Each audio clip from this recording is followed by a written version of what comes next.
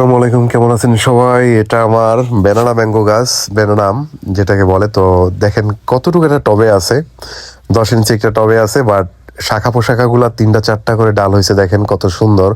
যত্ন একদমই পাচ্ছে না, কারণ আমাদের বাড়ির কাজ চলতেছে, তো এভাবেই পড়ে আছে। তো এবার আমি গিয়ে দেখলাম ঢাকা থেকে যে প্রতিটা গাছে মুকুল আসতেছে, মানে এত মানে মুকুল আসবে দেখেন, মানে। আর সবচেয়ে বেশি ভালো লাগছে যে ডালগুলা 4টা 5টা করে শাখা হয়েছে, যেরকম আমি আর কি চাচ্ছিলাম। তো প্রতিটা শাখা থেকেই দেখলাম মুকুল বার হচ্ছে, ব্যানানা ম্যাঙ্গো। আর টব কিন্তু একবারে 10 ইঞ্চি টবে আছে, এটা বড় টবে দেয়া দরকার, বা বালতি বা ড্রামে বলেন। বাট আমাদের ছাদটা কমপ্লিট হলে ইনশাল্লাহ দিব।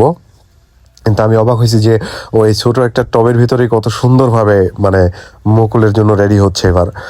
তো সবকিছু ঠিকঠাক থাকলে আমি মুকুল দেখা মনে, যদি মুকুলের পরে টিকে থাকে গুটিগুলা, তাহলে হয়তো আম পাবো।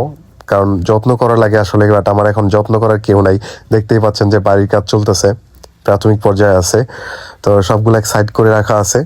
তো তার ভিতরেও যদিও আম ধরে আর আমগুলা টিকে থাকে, মুকুল গুটি টিকে থাকে, টিকে থাকার পরে যে আম হয়, ব্যানানা আম দেখতে আসলে দেখতে ভালো লাগে অনেক। ইনশাল্লাহ আমি আপনাদের সাথে শেয়ার করব যে আম কয়টা হয়েছে বা আদৌ আমগুলো টিকে আছে কিনা। তো সবাই ভালো থাকবেন।